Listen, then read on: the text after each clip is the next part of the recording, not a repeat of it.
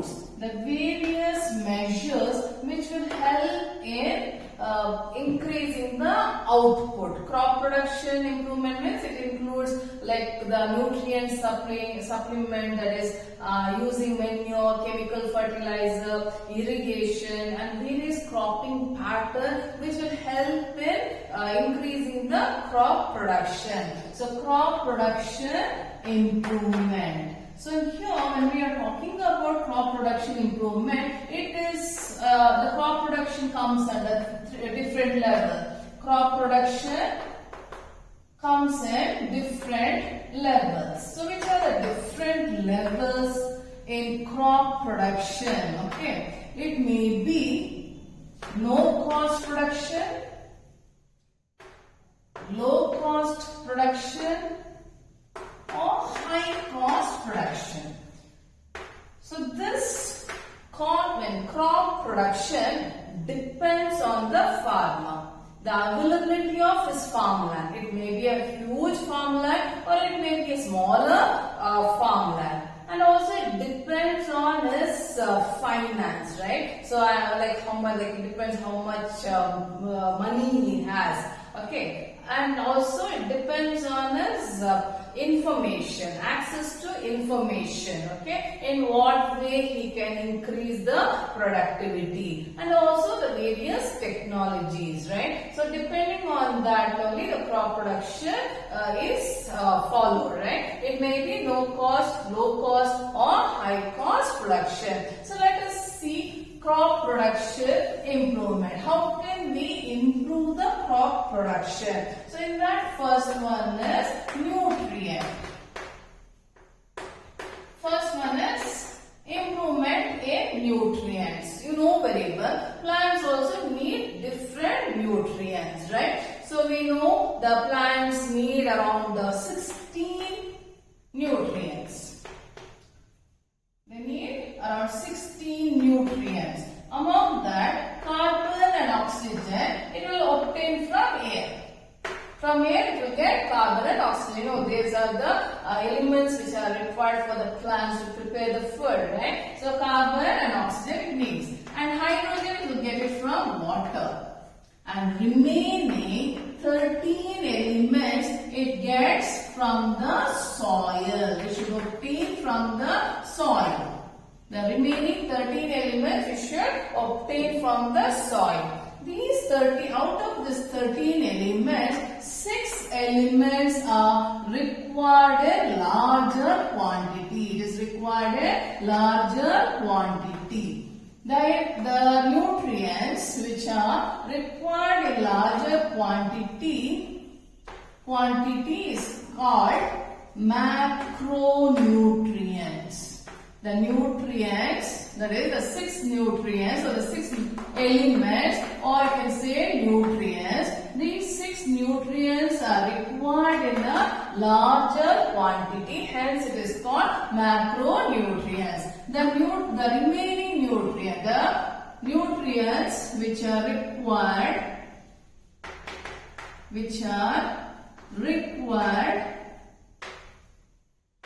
in lesser quantity. In lesser quantity is termed as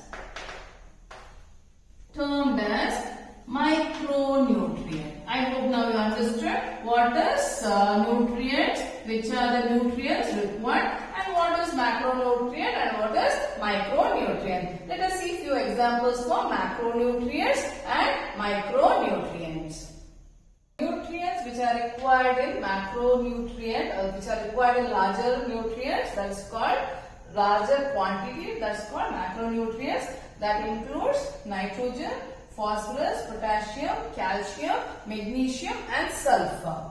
Micronutrients, these are the nutrients which are required in smaller quantity. It includes iron, manganese, boron, zinc, copper and chlorine. So these many nutrients are required for the plants to grow healthily. Around 16 elements are required. So if the soil doesn't contain these nutrients, what will happen? It will affect the development or the growth of the crop. So what should be done? To overcome that, we have to use manures. Improve the nutrients, they have to either use manures or chemical fertilizers. Okay, so let us see what is manure. You know very well, manure is the organic matter obtained from the decomposition of plant waste and animal waste. That is animal dung, the cattle's dung excreta, which will, and even the sewage waste, all this and vegetable waste, everything will be allowed to decompose, and it will be rich in nutrients. It will have a lot of humus, which will increase the soil fertility. So manure is organic matter which supplies small quantities of nutrients to the soil. It will supply nutrient but not in much quantity. In a small quantity, it will supply the nutrient. Compared to fertilizer, the nutrient supplement by manure, supplying by manure is lesser. But you know very well, manure is advantageous over fertilizer because it will not harm the soil. Okay, so it will supply the small quantities of nutrients to the soil. So these are the advantages of using manure. It will increase the soil fertility. It improves soil texture and water holding capacity of sandy soil. So when you know like sandy soil, it cannot hold the water. Okay, it will drain off. Okay, so when you use the manure, it will improve the water holding capacity of sandy soil will be improved. In case of clay soil, it has problem of water logging because drainage in clay soil is not much. We don't see much of drainage of water. The water will be getting accumulated, so that will lead to water logging. By using the manure, it will help in drainage and avoids water logging. That's why use of manure is always better than using chemical fertilizer. But the problem here is what? The manure cannot supply all the nutrients. Okay, so then we have to use the fertilizer. We'll discuss about fertilizer. Before that, we have two types of manure. One is called compost manure, other one is green manure. Compost manure is a manure which is obtained by decomposing of the waste, that is plant waste and animal waste, even the sewage waste, vegetable waste, all this will be allowed for decomposition. Then we get the manure that is called compost manure. Green manure is that sometimes the plants that will be grown in the field, they cut that, they remove that, maybe a weed also. Then what they do, they put that, after removing those plants, they put the plant in the same field for mulching. So they will mulch and they become green manure, which has more nutrients. So that's about the manure with the types of manure, compost manure as well as green manure. Now let us learn about fertilizer. So as you know, fertilizer, it is a inorganic salt. Chemical fertilizer is a fertilizer which is made in factory. Unlike manure, manure is prepared in the field itself, whereas chemical fertilizer, it is artificially made. It is artificially made and it is an inorganic salt. But what is the advantage of using chemical fertilizer is that we get the required amount of nutrient. Say in a particular field, any one of the nutrient is lacking. So we learned that the plants need the nitrogen, potassium, phosphorus. So when they test the soil, if the soil lacks in nitrogen, if nitrogen content is less and all the other nutrients are there, the farmer can prefer that particular fertilizer which will provide the plants only with nitrogen. So that is, custom made. Chemical fertilizer are custom made. Custom made, but it is costly. So this will come under high cost production. This will come under high cost production. But it will supply the nutrients and the plants will grow very well. They grow very well and they also give out very good branches and the yield will be good. But we know very well excessive use of fertilizer will cause infertility. It will lead to infertility or infertile soil. You know, as I told you, it's a salt. Excessive use of chemical fertilizer will harm the soil and the soil will become infertile. So we have to see to that the farmer should see to that he should use less amount of chemical fertilizer and more amount of manure. So short term usage of chemical fertilizer and longer time or longer duration of manure will be helpful in maintaining the soil fertility. Okay, so and you know very well when you use fertilizer, when it rains, the fertilizer will be carried to the nearby water bodies. That will lead to water pollution. It will lead to water pollution as well as soil pollution. So chemical fertilizer is not eco-friendly. It is not eco-friendly. So care should be taken not to use excessive amount of fertilizer. So manure we learn and fertilizer also we learn. What else can we do so that the plants will get sufficient nutrient and it will not harm the soil also. So we have to follow organic farming. So we know, you have learned already what is organic farming. Organic farming is a method of growing the crops using the fertilizers, that is the manure, only using the manure, no chemical fertilizer used, no chemical pesticide, insecticide or weedicide, nothing is used. They use only the neem oil, neem cake, turmeric, okay. All these are eco-friendly, it won't lead to pollution, it won't harm our health. So that is organic farming. It is the best method of growing the crops as it does not use any of the chemical substance. Even by storing, they use only the natural substance, thereby they will not harm the health as well as it is eco-friendly. So that's about organic farming. Then what else we can do? We can follow cropping pattern. We can use cropping pattern which will make sure that the nutrients are not lost from the soil. Okay. So what is this cropping pattern?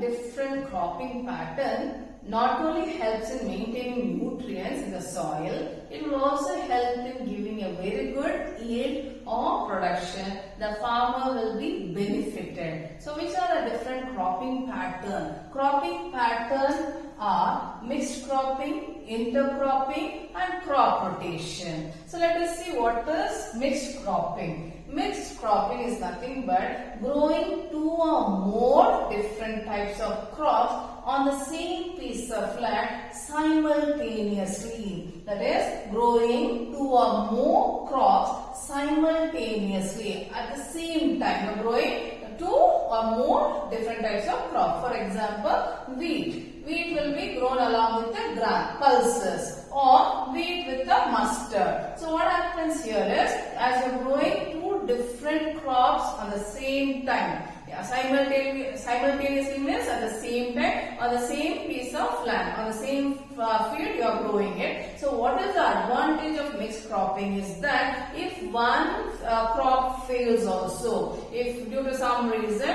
one crop the farmer did not get very good yield, he will be benefited from the other crop. So it will reduce the risk, reduces the risk. And also he gets an insurance from the other insurance from the other crop which would have like the one crop fails, you'll get benefited from the other crop. Okay, say for example a farmer has only planted, he has only the banana plantation he had. Okay, so due to some wind or storm, the entire field, the banana plants will collapse, right? It gets destroyed. If at all he had depended only on that, so he will be he will be facing a lot of loss. Along with that banana plant, if at all he had even planted some other plant, maybe other like a coconut tree or areca or some other plants along with the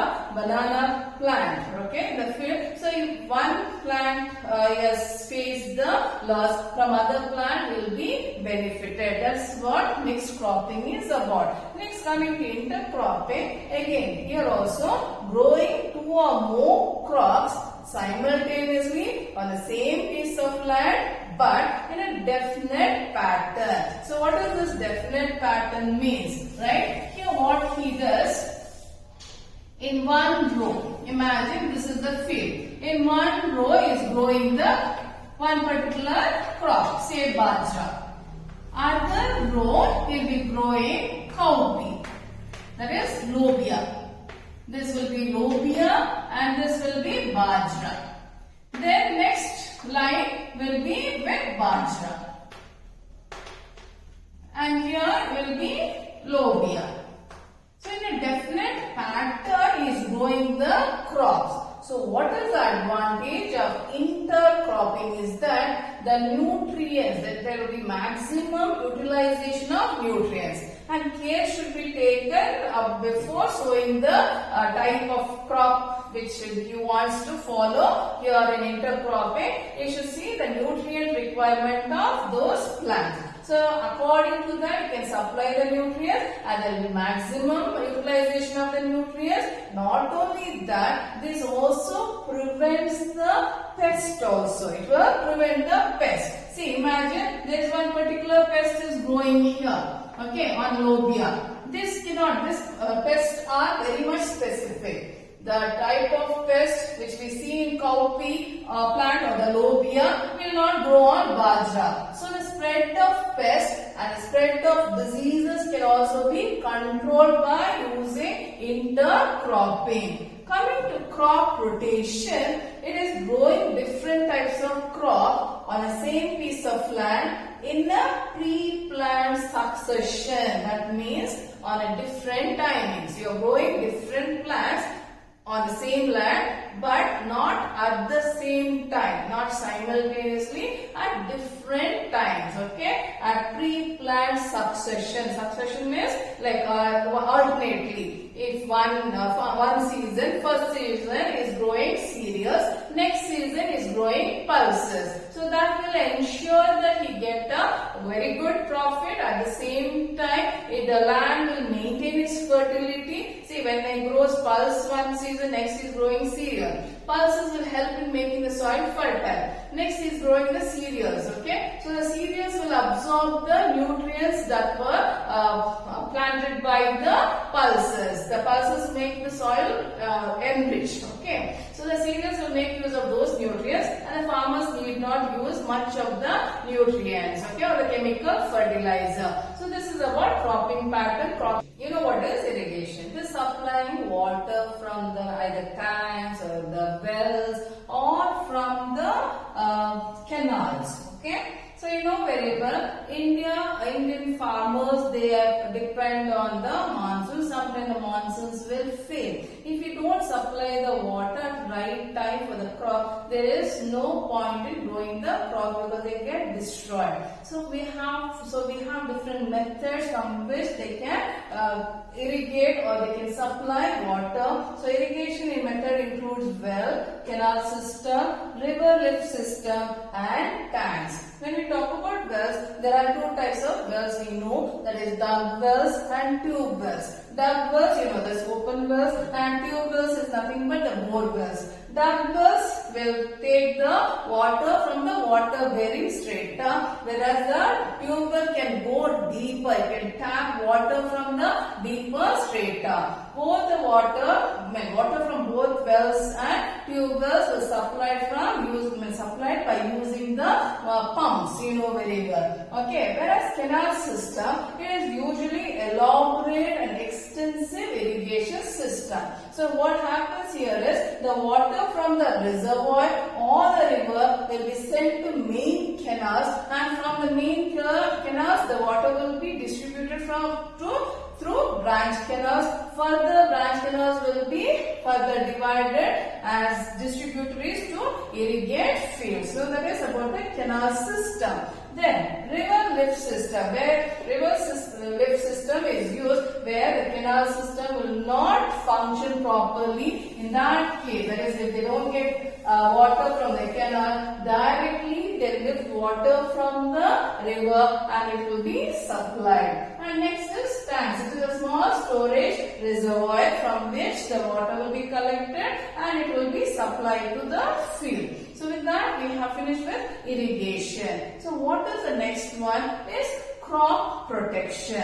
You know very well the crop will be infected with diseases, maybe the bacterial disease, fungal disease, viral disease. So they get infected. Not only that, sometimes they will be attacked by the insects, pesticides, pests and nematodes, the worms. And the weeds, even the weeds will also affect the growth of the plant. So for that we have to protect the crop plant. For proper production we have to protect. That is, we know now we learn how to improve the crop variety. Then we learn how to improve the crop production. Then we also have to protect the crop. So let us see crop protection management.